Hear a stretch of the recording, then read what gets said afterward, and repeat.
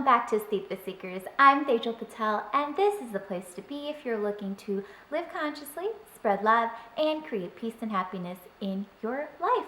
And today's vlog is something that affects everyone and the world at large, and it is on how to become a more compassionate being. And one of the common denominators between all religions, spirituality, is the practice of compassion. And I think we can all agree that the world needs to be a little bit more of a compassionate and loving place so we can see the war, the hatred, the frustration, the anger dissipate a little bit more. And I got to be thinking, what if we need to be more compassionate, but our definition of compassion is all wrong? And that is exactly what I found. I looked up the definition of compassion and found it said, feeling pity or concern for others' suffering. And when we think in large about people who are compassionate and touched the lives of many, such as Martin Luther King, Mahatma Gandhi, Mother Teresa, their actions went beyond mere pity of others' suffering.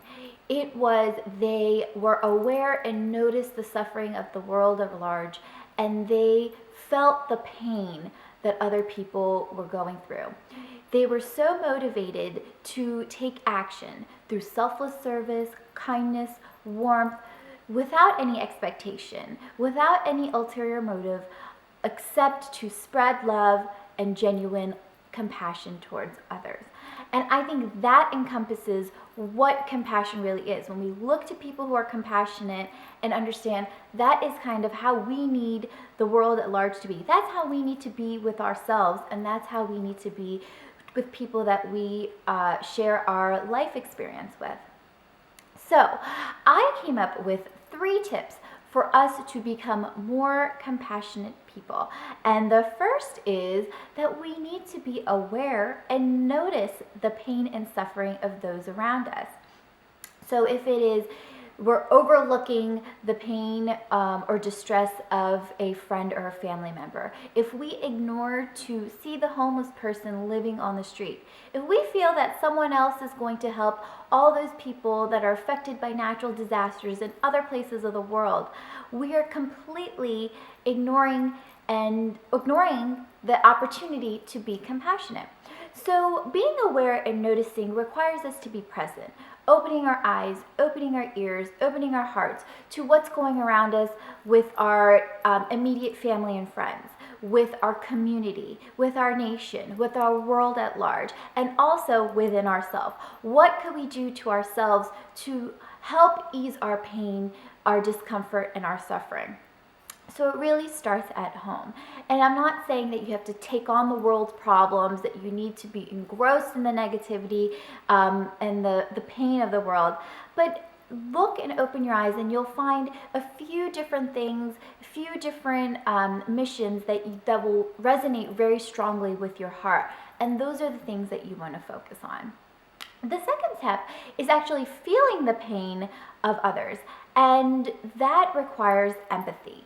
A lot of times we numb our own emotions, so how are we supposed to feel for another person? So it's recognizing and going within, feeling our own pain, understanding what is required to heal.